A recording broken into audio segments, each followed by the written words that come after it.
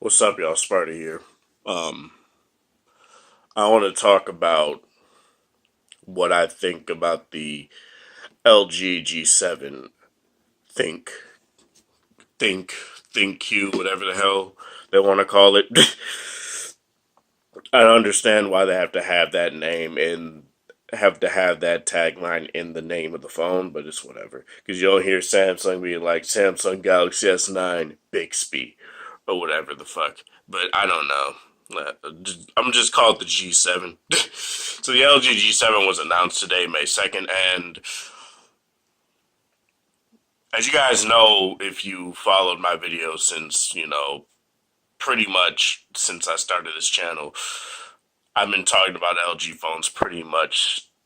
It started my channel essentially, so I just want to talk about how I feel about this G7 as a person that loved the G6 despite it having a Snapdragon 821 processor, 4 gigabytes of RAM, no quad DAC like its predecessor, the V20, or its successor, the V30.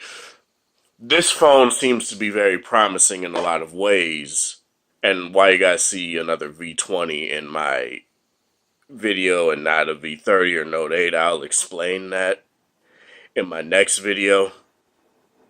It's kind of been something that I didn't want to talk about initially, but I will talk about it eventually just to get it out of the way. But right now, let's talk about this G7. So the LG G7, let's get specs out of the way first. Has a 6.1-inch MLCD display, which is micro LCD display or something like that. And it's obviously going to be 1440p. And that micro LCD, while it's not OLED, it'll come to. I'll speak on what it does for the phone in a second, but there goes that micro LCD quad HD display, 6.1 inches. It has. It could go to. It has either 4 or 6 gigabytes of RAM, 6400 or 128 gigs of internal storage. Obviously, it'll have a SD card slot. Obviously, it'll keep the headphone jack. It'll be IP68 water and dust resistant, and in that headphone jack, you get the same quad DAC that you get in the V30. Maybe a bit more improved. I don't know, because obviously I don't have it in my hands yet. But once I do get it in my hands, I will cover that and compare that. Um, and obviously, we'll have a glass on glass form factor with the metal frame. It will have the fingerprint sensor on the back, but the only difference is that it's no longer going to double as a power button, as it does on every single LG phone since the G2. um, or not G2, since the V10, where it had a fingerprint sensor power button duality. Now there's going to be a power button on the side, as any typical phone has, and it'll have the AI button, which will just bring up Google Assistant on the left, akin to your Bixby and your Samsung way of doing things, right? It'll have a 3,000 milliamp hour battery. As I said, 6 gigabytes of RAM. It does have one single speaker, but there's one key difference with that I will talk about in a second. That is actually pretty cool and pretty sick, which pretty much which apparently puts it above every other phone that save for the Razer phone when it comes to speakers. No one has obviously put it in the video yet. They just have talked about it, and that's all I really can go off of. They said it sounds louder than the iPhone 10, the S9, S9 Plus, and all I can really do right now is go off of word of mouth when it comes to that. Now, the one thing that is a flaw for me is that it will have a notch, but you can hide the notch in software. You could either make it black all on the top, or you could have a gradient color, which I think is dumb. It should just be black because that's what people want anyway. is just no notch. And what I don't like about that is that rather than just having a full, the the bezels look thicker than they are on the V30. They look, it looks like a V35 G6, and that's not necessarily a bad thing, but it's just something that I wish they didn't do, and I hope they don't do with the the V40 or whatever they call it, if they make a V40 this year, since they did release the V30S Plus earlier this year. V30S and S Pluses earlier this year. We'll see what they do. Um, what else? It does finally improve. They do finally improve the front facing camera.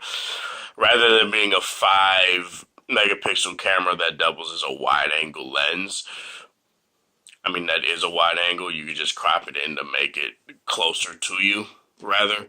It's an 8 megapixel lens, like as I've said in the past, like the G4 has, that I honestly think is still my favorite. It's probably the sharpest 8 megapixel front facing camera that I've used on a phone. Because I haven't used, I mean, obviously I have used stuff like the Note 8, but for some reason the Note 8 seemed a bit washy when I had it. And my G4, while sure it doesn't have the aperture that the Note 8 has, which is a f1.7 aperture, it was crisper, it was more sharp, and that was something that I indeed liked before it decided to boot loop on me. But after 2, 3 years, I think it's 4 years of me having it. I don't know. It's definitely 3 years of having it. Sucks, but it's whatever. Um, it will have obviously the dual camera setup and the dual camera setup that LG is known for, which is the wide angle, regular angle thing setup, which is honestly my favorite setup of all of them, because rather than being like, oh, I want to get up close, you get a wider angle that you can get more in the frame, and that's also obviously something I've always liked. They're both dual 16 megapixel sensors that will be on the G7. One will not have the same aperture as the other. One, and the wide angle is not going to be as wide as every other as like say the V30, or even the best wide angle on an LG phone, which is the V20, aside from it obviously having the problem of being an 8 megapixel sensor. This is still the widest wide angle on a phone, which is why I don't necessarily want to give it up, but it's whatever. I'm pretty sure to have a f1.6 aperture, no one has really touched up on that. The main lens, and I think from what I can probably say, since the V30s had a f1.8 aperture, I think it had on the wide angle lens, it'll probably have something around that ballpark for the wide angle on the G7. Not sure. Now to talk about the speaker, um, it has one single bottom firing speaker, typical LG. But the difference is apparently that rather than it being limited to like just, oh, this measly speaker, you could toggle a setting in the settings to make it go around the entire frame of the phone or something like that. That way, um, you get more space for the speaker to, say you have it laying down on a table or something like that, it'll resound all around the surface that you put it on, making it louder and making it sound better than every other speaker on the market. Apparently, I'm not saying this to sound like, oh, LG is doing it the best. I'm just saying that that's what I heard, so that's what I have to say. And it's hard to explain because obviously I don't have a G7 with me, so I can't just show you guys. But that's just something I want to say right now. Now, the switch from OLED to micro LCD, I doubt they're not going to have OLED for the next V series phone, because they kind of banked on it with the V30, even though it had its issues, but every OLED has its issues. It's not something I'm gonna touch on in this video. Um, so the what was I talking about? The micro LCD allows the LG V30's display to V30 LG G7's display to get up to 1,000 nits, which is brighter than every other phone on the market without having to go into auto brightness, right?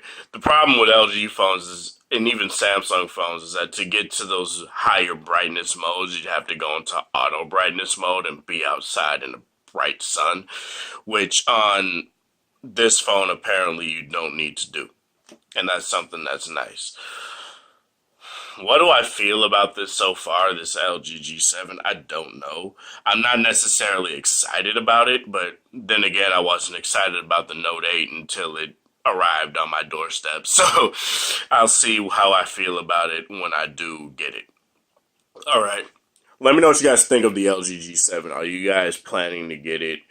I know it does have the notch, and I am a huge proponent of not having that, but since you could hide it in software other than other people like Apple, um, and I know other companies do that, Huawei does that as well, but it's something that's very interesting to see LG go in this direction and not truly embrace everything everybody else is doing. Let me know what you guys think of it in the comments below. This is Spartan. Thank you guys for watching. Thanks for the support. Like this video if you liked it. Dislike it if you dislike it. Share it with people that are interested in the LG G7. And I hope you guys have a wonderful Wednesday or whatever time of day it is in your area. Have a good one.